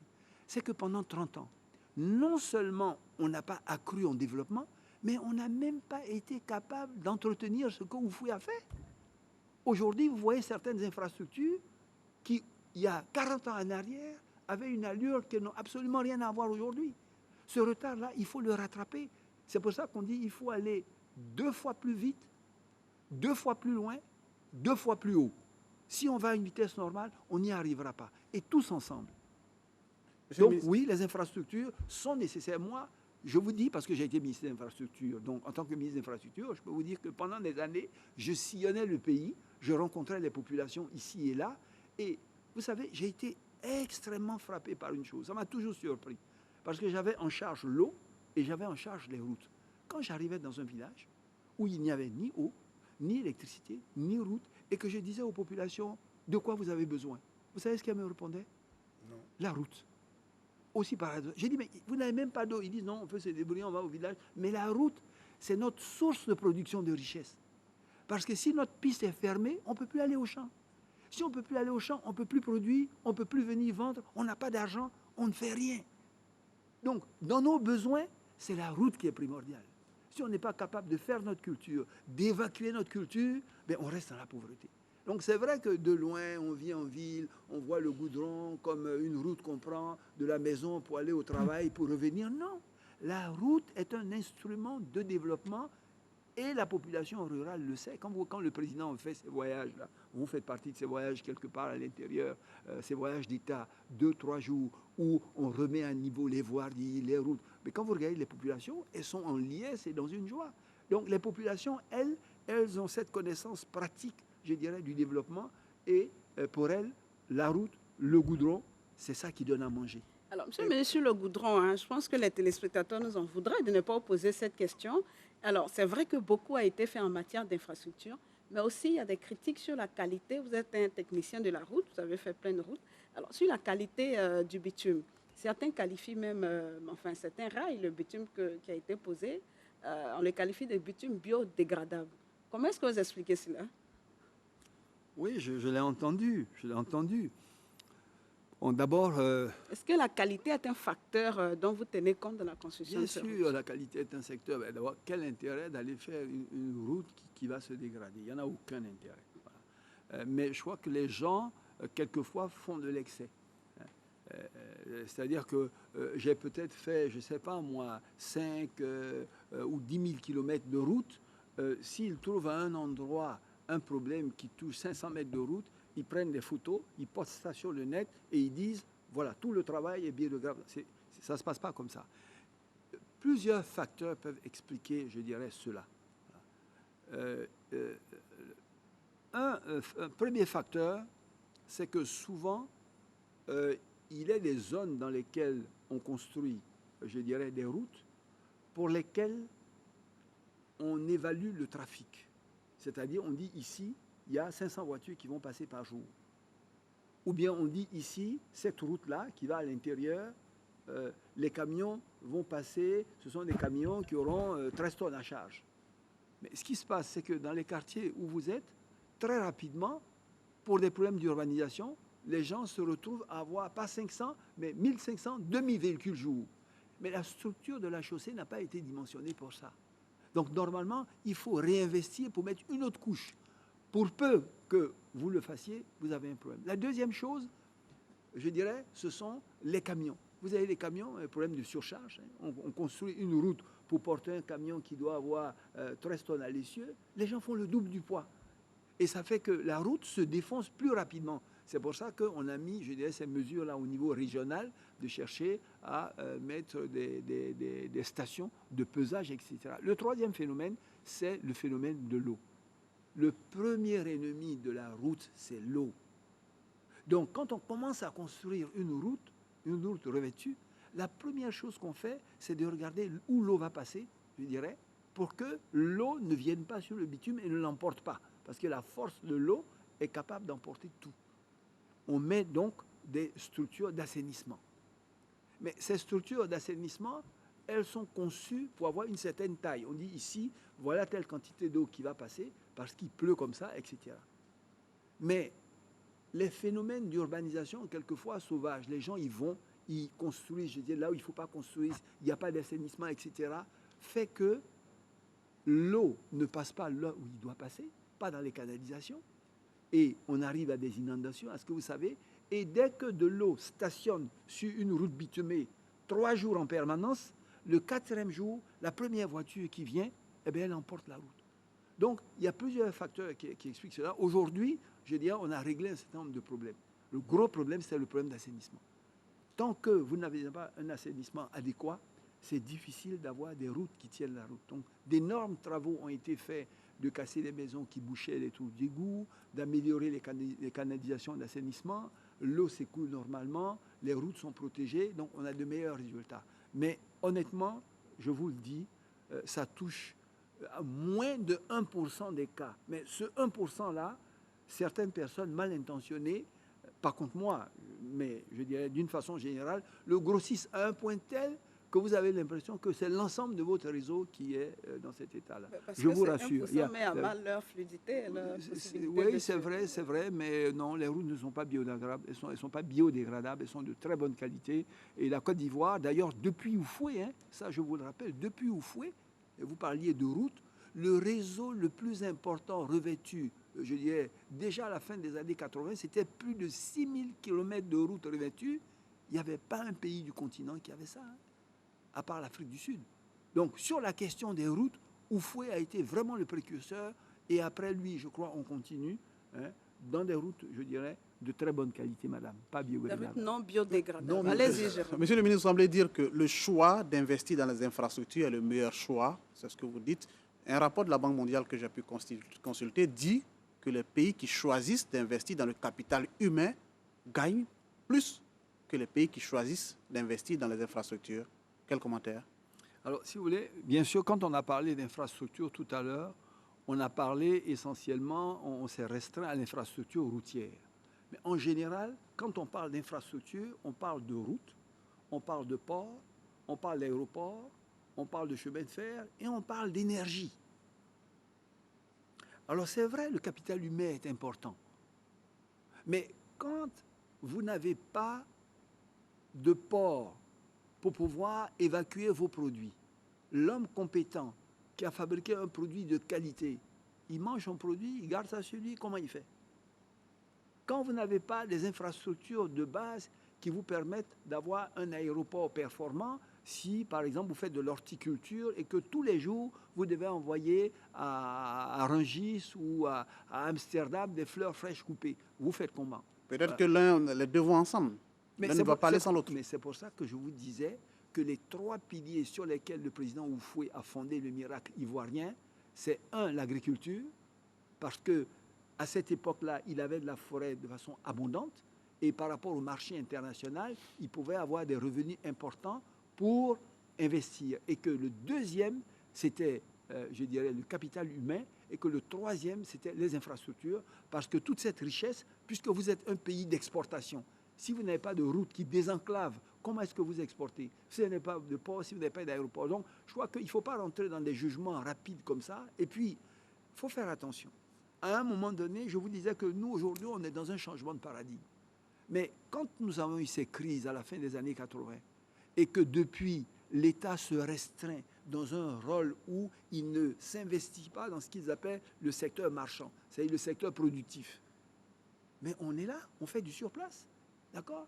Donc, ce qu'il faut, les bailleurs de fonds disent ce qu'ils disent, mais à un moment donné, on a des experts, on a des compétences, un pays fait des choix, il assume ses responsabilités, un bailleur de fonds vous donne un conseil, mais un bailleur de fonds ne développe pas votre pays. Quelqu'un ne viendra pas de l'extérieur pour développer un pays qui est le vôtre. L'ambition, le rêve, il est d'abord porté par les nationaux. Donc, je ne conteste pas des commentaires que la banque peut être faits, mais je dis, quand je regarde les pays qui ont connu des développements fulgurants au cours des 30 dernières années, ce ne sont pas nécessairement ceux qui ont pris les conseils pour argent comptant. Ils ont écouté les conseils comme les conseils, ils les ont adaptés à leur réalité. Donc nous, c'est ce que nous sommes en train de faire. Voilà. Nous, aujourd'hui, on a décidé de s'intéresser beaucoup plus que par le passé au secteur marchand pour que celui-ci grossisse et que notre pays connaisse un développement radieux. Monsieur le ministre, je vous propose de parler de la lutte contre la pauvreté. Vous semblez le dire ce soir, le bilan de votre candidat est éloquent. En tout cas, c'est ce que vous nous faites entendre. 55% de pauvreté. Aujourd'hui, nous sommes à 39%. Les chiffres parlent d'eux-mêmes. Et pourtant, la Banque mondiale dit qu'en Côte d'Ivoire, il y a 10 millions de pauvres. C'est exactement le même nombre qu'en 2007. Est-ce qu'il faut se réjouir de la performance de 55 à 39 quand on a ces chiffres? Ah oui, il faut se réjouir, absolument. Vous dites qu'en 2007, on avait 10 millions de pauvres. Oui. C'est ça. Et qu'en 2020, pratiquement, on a 10 millions de pauvres. Oui. D'accord. Ce qui est vrai. Mais en 2007, il y avait combien de non-pauvres? La population, c'était 19 millions. Donc ceux qui étaient les non-pauvres, ils étaient 9 millions. Hein? Vous avez 19 millions, il y a 10 millions de pauvres. Donc il y a 9 millions de non-pauvres. Vous êtes en 2020, vous êtes 25 millions. Vous avez 10 millions de pauvres. Mais vous avez 15 millions de non-pauvres. Ce n'est pas la même chose. Hein? Nous, on a fait en sorte que sur 25 millions, 15 millions ne soient pas pauvres. Avant, sur 20 millions, c'est la moitié. Donc, ce n'est pas la même chose. Si vous ne prenez pas en compte la population du moment et que vous prenez uniquement le nombre absolu de pauvres, ça ne vous donne pas la mesure de la réalité de l'effort qu'on a fait. Si, passer de 55% à 39%, c'est bien ça. On a sorti beaucoup plus de monde de la pauvreté qu'en 2017, on l'était. Ça reste 10 millions tout de même. Ça reste 10 millions, mais ça reste énorme. 15 millions de non-pauvres. 15 millions, mais c'est-à-dire que si on prenait les mêmes ratios que 2007, aujourd'hui, on aurait 14 millions de pauvres, pas 10 millions. 55% de 25 millions, on aurait 14 millions de pauvres. Je vous propose un autre chiffre, Oui. puisque vous aimez bien les chiffres. Oui, mais oui. Dans le bilan de votre candidat que j'ai pu consulter, 3 millions d'emplois ont été créés, sauf qu'il y a seulement 850 000 emplois qui sont formels. Et ça dit que les autres emplois ne sont pas garantis. Finalement, comment créer des emplois durables aux jeunes Ivoiriens, qui représentent tout de même un peu plus de 70% de la population ivoirienne? Quand vous dites durable, ça veut dire qu'ils n'ont pas de risque de chômage. C'est juste les chiffres. 3 millions d'emplois, seulement 850 000 sont formels. Bon, d'abord, un emploi, il n'est jamais durable. Voilà. Un emploi, à tout moment, votre boîte peut fermer, on peut vous vider. D'accord? Donc, il y a des gens qui sont dans le secteur formel, il y a des gens qui sont dans des secteurs qui sont dits non formels ou dans le secteur informel. Ça ne veut pas dire que leurs activités sont nécessairement précaires. C'est un secteur qui échappe à l'État, n'est-ce pas? Mais le secteur échappe à l'État parce qu'un certain nombre de personnes dans ce secteur-là estiment que s'ils se déclarent à l'État, l'État va leur demander des ressources qu'ils ne sont pas prêts à donner. Vous savez qu'il y a tout ce débat de pouvoir faire, je dirais, rentrer un grand nombre d'entreprises du secteur informel dans le secteur formel afin qu'ils puissent être fiscalisés. Donc, un certain nombre préfèrent rester là-bas. Pas parce que c'est fragile, pas parce que c'est précaire, pas parce qu'ils ne gagnent pas, mais parce qu'ils échappent, je dirais, à la pression fiscale de l'État. Nous, on cherche à accroître, bien sûr, la pression fiscale, mais en cherchant à les aider à grandir. Donc, non, je ne crois pas. On a fait 3 millions d'emplois, dont 850 000 sont dans le secteur formel, mais les autres, qui peuvent être des paysans agricoles, qui peuvent être dans le secteur du transport, des transporteurs, qui peuvent être des commerçants, ne sont pas dans quelque chose qui est préféré. Leur commerce marche bien, ils gagnent bien, ils ne veulent pas se formaliser, ils sont bien comme ça. Et notre débat, justement, c'est ça. Donc, je crois que ce raccourci qui dit, s'il n'est pas dans le secteur formel, c'est qu'il est précaire, c'est qu'à tout moment, il peut être au chômage, je ne crois pas que ce soit l'analyse. Alors, monsieur le représentant du candidat, pour 2021-2025, c'est quoi la stratégie pour sortir le maximum de jeunes du chômage? Mais c'est ça que je vous dis, je vous le répète, la stratégie du candidat, c'est de dire, je ne vais plus rester là à prendre des mesures fiscales, à prendre des allègements fiscaux, à prendre des mesures, je dirais, de dégrèvement douanier pour attirer des investisseurs, pour accroître, je dirais, la richesse. Moi, je vais m'inviter à développer le secteur privé de façon active. Parce que s'il n'y a pas le secteur privé, il n'y a pas de création de richesse, il n'y a pas de création d'emplois. Il y a environ 240 000 personnes chaque année qui sortent du système. Entre ceux qui quittent l'école et ceux qui achèvent l'école. Mais sur les 240 000, il faut savoir que l'État, chaque année, ne peut embaucher qu'entre 12 000 et 15 000. Entre 12 000 et 15 000. Donc, les autres 200 000, s'il n'y a pas de secteur privé, mais ils ne peuvent pas être embauchés. Donc, aujourd'hui, nous n'avons pas le choix que d'avoir un secteur privé qui croît beaucoup plus rapidement. Notre ambition pour les 5 ans à venir, c'est de faire mieux qu'on a fait en 10 ans. C'est d'avoir 5 millions d'emplois créés à l'horizon 2025. C'est un rêve, c'est une ambition folle. Donc, on doit, nous, s'investir dans la création du secteur privé. Et je vais vous donner encore un exemple, si vous voulez, parce que c'est bien que les gens voient un peu ce que c'est. Vous prenez par exemple le secteur, je l'ai dit, vous pouvez prendre le secteur du palmier à huile. On a des secteurs. Hein. Dans les palmiers à huile, en 1960, 62, 63, on faisait 300 000 tonnes. La Malaisie faisait 500 000 tonnes. On était de 1 à 2. 50 ans après, aujourd'hui, la Malaisie fait 20 millions de tonnes, la Côte d'Ivoire fait 500 000 tonnes. Pourquoi? Parce que là-bas, ils se sont investis dans ce secteur privé en essayant de contrôler la chaîne des valeurs. C'est la même chose que dans un secteur comme la transformation du cacao. Vous l'avez certainement vu la dernière fois, le président a dit on avait fixé des objectifs de transformation de 50% de notre matière première, le cacao, mais on se rend compte que si on attend le rythme d'évolution des investisseurs privés, on ne va pas y arriver. Donc, il a décidé de créer des usines à travers des partenaires privés pour transformer 100 000 tonnes. Il a ouvert l'usine de 50 000 tonnes à Anyama. Les autres 50 000 tonnes vont se faire à San Pedro. Mais il a décidé que d'ici 2025, toute la production cacaoyère verra sa première transformation se faire en Côte d'Ivoire.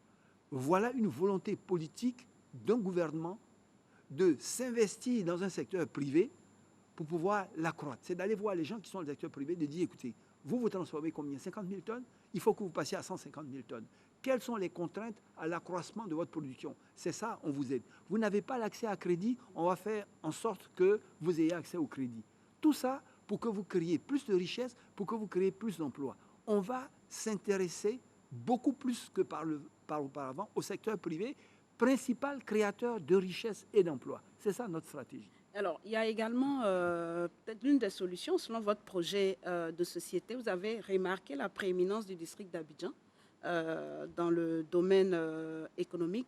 Vous comptez améliorer cela pour créer des richesses et encore créer des emplois dans toutes les régions. Donc, éviter que tout cela soit concentré sur Abidjan. Est-ce que vous pouvez nous en dire un mot? Oui, je crois que tout le monde le reconnaît aujourd'hui. Abidjan est une mégalopole qui a atteint, je dirais, ses limites de gestion raisonnables. Plus les villes et mégalopoles deviennent grandes, plus on a des problèmes de sécurité, plus on a des problèmes de circulation. Donc déjà, la première chose, c'est la question du transfert de la capitale. Donc au cours de 21-25, la question du transfert de la capitale va être effective. Un certain nombre d'administrations...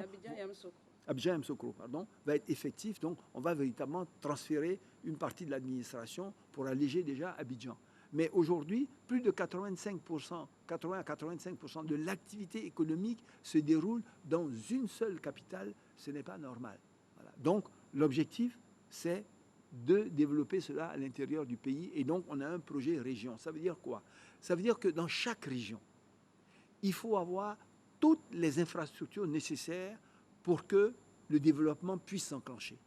Il faut avoir, je dirais, des lycées scientifiques, je dirais, d'excellence, des lycées professionnels. Il faut avoir des facultés en fonction des filières dans lesquelles elles sont. Il faut avoir des centres, je dirais, de santé.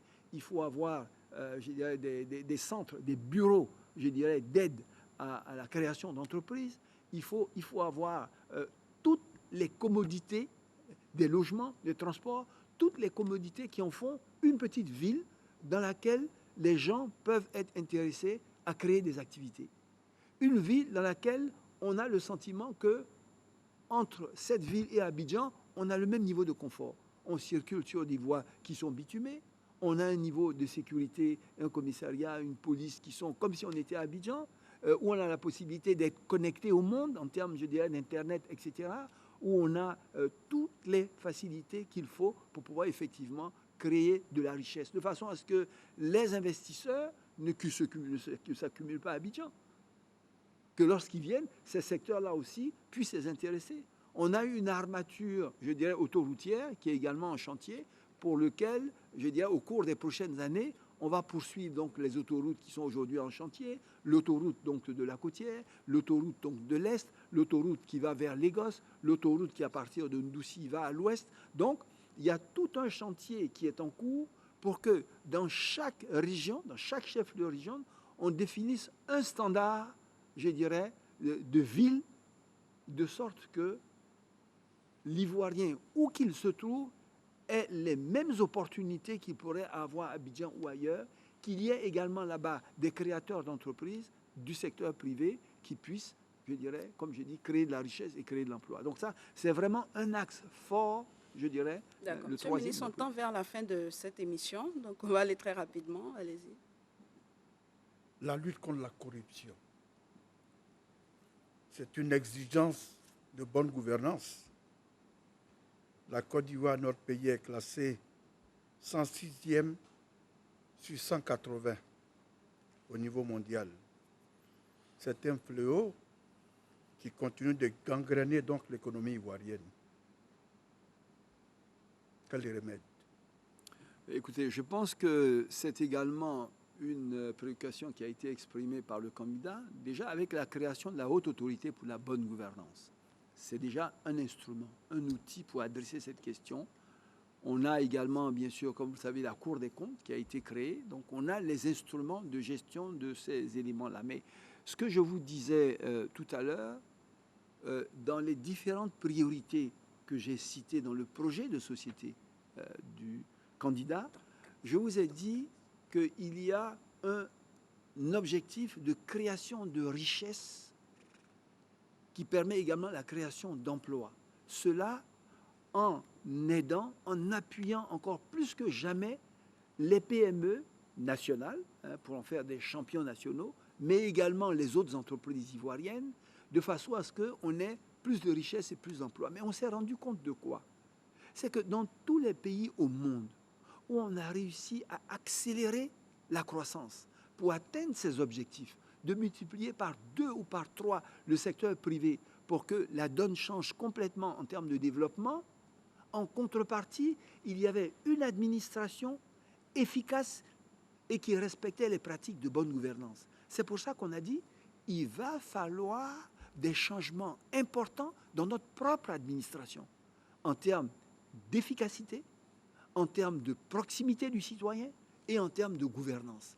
Il y a des choses qui ne pourront plus être acceptées, sinon, ce n'est pas la peine de dire qu'on est en train de développer, d'avoir le projet qu'on est en train C'est là que vous parlez de méritocratie dans votre projet de société. On va passer la parole à Jérôme pour sa question sur la santé. Justement, qu'est-ce que vous feriez, monsieur le ministre, au niveau de la santé? Les Ivoiriens reprochent quelquefois à nos dirigeants d'aller se soigner ailleurs. Comment faire en sorte que les hôpitaux d'ailleurs puissent se retrouver chez nous? Ben écoutez, là, avec moi, vous êtes dans le mauvais exemple, parce que moi, j'ai été touché par le coronavirus. On ne parle pas de vous particulièrement. Non, Zénith, en général, les plus nantis. Non, je ne suis pas parmi les plus nantis. Bon, mais je veux dire que je suis ce qu'on appelle, je dirais, une haute autorité. Donc, quand vous dites ça, tout de suite, vous pensez à nous. Donc, je vous dis, moi, j'ai eu le corona. Je dirais, je me suis soigné ici. Avec le professeur Réolier, avec un plateau technique superbe qui s'est bien occupé de moi. J'ai été très malade et moi, ça n'a pas été juste un petit le truc corona comme ça. est un cas particulier, vous faites pas Le vos corona est un cas particulier, mais je vous donne mon cas. Oui, comment améliorer le plateau technique le pour que les Ivoiriens... le plateau technique, quand on parle de plateau technique, on parle bien sûr d'équipements médicaux et on parle de qualité des ressources humaines. Parce que l'équipement vous permet d'avoir un diagnostic, un traitement, mais si l'homme compétent, le médecin expérimenté, sachant n'est pas là, le plateau technique n'est pas complet. Il faut dire qu'au cours des décennies écoulées, le système éducatif a souffert, le système sanitaire a souffert. Et les plateaux techniques, comme beaucoup d'autres infrastructures, se sont dégradés. Depuis 10 ans, on s'attelle à quoi? À remettre à niveau, je dirais, les plateaux techniques, en investissant dans des équipements. Vous savez qu'il y a le centre donc, de cancérologie, il y en a un qui est en cours de création avec les Coréens. Il y a le centre d'oncologie qui a été fait à Cocody. Il y a des hôpitaux généraux qui ont été réhabilités. Il y a des hôpitaux régionaux qui sont en cours de construction. On a une vingtaine. Les 2 premiers, c'est à Boisseau et à Dopé, qui vont être inaugurés le mois prochain. Donc, des efforts en termes d'infrastructures sont faits, je dirais, ainsi que des équipements. Maintenant, au niveau du personnel, il y a également des efforts à faire. Parce que régulièrement, il y a une dizaine, une vingtaine d'années, nos médecins avaient la capacité d'aller à l'extérieur, rester 2, 3, 4 ans pour se former sur de nouveaux équipements qui sortaient, sur de nouvelles pratiques, je dirais, de traitement de la médecine. C'est un milieu qui évolue et rapidement en termes de technologie. Si vous allez 3, 4, 5 ans sans y aller, vous êtes dépassé par les événements. Et malheureusement, on n'a pas pu le faire avec le rythme qu'il fallait. Mais aujourd'hui, c'est quelque chose qui a repris. Donc, on a un projet d'aller plus loin dans le projet du ministre du Tourisme, c'est d'être un hub hospitalier.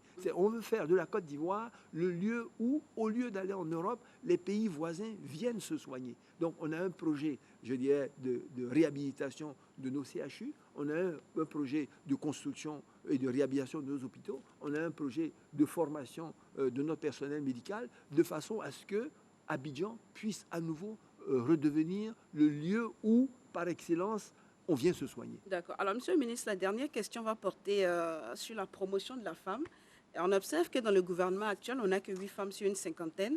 La seule institution dirigée par une femme est la Grande Chancellerie. Et tous les postes importants se prennent les décisions pour l'avenir du pays sont occupés par des hommes. Les femmes, c'est quand même 48% de la population ivoirienne, selon le dernier recensement. Est-ce que dans la Côte d'Ivoire solidaire que vous envisagez construire, est-ce que la femme aura toute sa place? À quand la parité? Vous êtes intéressé là pour un poste Pourquoi pas, Monsieur le ministre? Et je ne suis pas la seule. Il y a plein de femmes compétentes en Côte d'Ivoire. D'accord, je note. Mais pour être plus sérieux... En une minute. Pour être plus sérieux, vous savez que la question de la femme, le président en a fait le centre de sa préoccupation, je dirais. L'école obligatoire, c'était pour aider les femmes, pour que justement on puisse... Les instances de décision, monsieur le ministre. Les instances de décision, vous savez qu'on a pris un texte qui prévoit que 30% au moins... Et à l'application? à l'application, mais c'est au cours des prochaines élections que ça va se faire. C'est les prochaines législatives et municipales que ça va se faire. Si vous n'avez pas au moins 30%, je dirais, de vos conseillers qui sont femmes, ou bien dans votre liste des candidats, s'il n'y a pas au moins 30% de femmes, ça ne va pas être accepté. Donc ça, déjà, c'est acté. La deuxième chose, c'est qu'on souffre d'un problème. Comme dans le système scolaire, parce que la femme est défavorisée à partir du collège, elle atteint un âge où souvent la mère, dans le milieu rural, veut qu'elle reste avec elle. Donc souvent, la femme, ou alors pour des raisons de ménage, elle préfère rester et laisser son mari avoir une progression de carrière. Au niveau culturel et psychologique, la femme elle-même n'est pas dans une logique où son ambition a été d'être celle-là. Ça fait que dans ma région, ailleurs, quand on vous dit de trouver le quota de 30%, on a commencé déjà nous à réfléchir, on cherche. D'accord. Alors, donc, monsieur le ministre, on est d'accord, c'est une ambition. Je veux dire, on fera en sorte de tenir compte de vos remarques, mais je peux vous dire que sur ce terrain-là, le président, il est déjà convaincu. Vous direz à votre candidat que les femmes vous attendent si éventuellement il est élu à la tête du pays. Alors la toute dernière question, vous savez, c'est pour vous elles qui permettre sont de les électrices conclure, les plus fiables, les femmes. pour vous vous savez, permettre de fidèles. conclure, monsieur le Donc, ministre, bien sûr, en on va une penser à minute, elles. est-ce que vous pouvez nous expliquer pourquoi votre candidat se présente comme le meilleur? Quels sont ses atouts? Mais écoutez, moi, quand je viens de vous dire, je dirais, l'histoire de la Côte d'Ivoire de ces 60 dernières années, vous ne retenez que 2 noms. Félix Houphouët-Boigny et Alassane Ouattara. Félix Houphouët-Boigny qui a amené la Côte d'Ivoire, je dirais, au sommet au bout de 20 ans. Et puis ensuite, Alassane Ouattara qui, en l'espace de 10 ans, a pris la Côte d'Ivoire pratiquement au bord de l'abîme et qui, en 10 ans, en a doublé la richesse moyenne par habitant et qui, comme je le pense, je dirais, aura la faveur de vos votes et sera élu dans les 10 prochaines années, va aller encore plus loin. Alassane Ouattara, dans son parcours scolaire exceptionnel, dans son parcours professionnel exceptionnel, à la pratique de la gestion de l'État exceptionnelle, constitue aujourd'hui une chance pour la Côte d'Ivoire pour poursuivre l'œuvre qu'il a commencée et qui, je l'espère, sans aucun doute, va vous surprendre en termes de qualité. Il est le meilleur candidat, il est la meilleure solution pour la Côte d'Ivoire et je pense qu'on a tout intérêt à parier sur cet homme parce que, à la vérité, l'alternative, c'est quoi? Voilà, quand on regarde là, je dirais, le meilleur, parce que meilleur parmi qui? Regardons déjà ceux qui aspirent à diriger la Côte d'Ivoire pour les 5 prochaines années.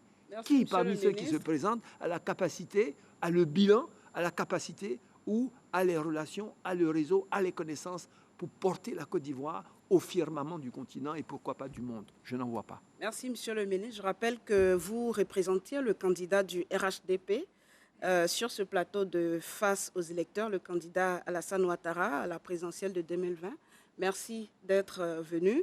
Merci également à Jérôme Kouakou de Radio Côte d'Ivoire et à Michel Kofi de Fraternité Matin qui m'ont accompagné pour cette interview. Face aux électeurs, ce soir, c'est terminé. Demain, rendez-vous avec le candidat indépendant, Kouadio Konan-Bertin. Bonsoir.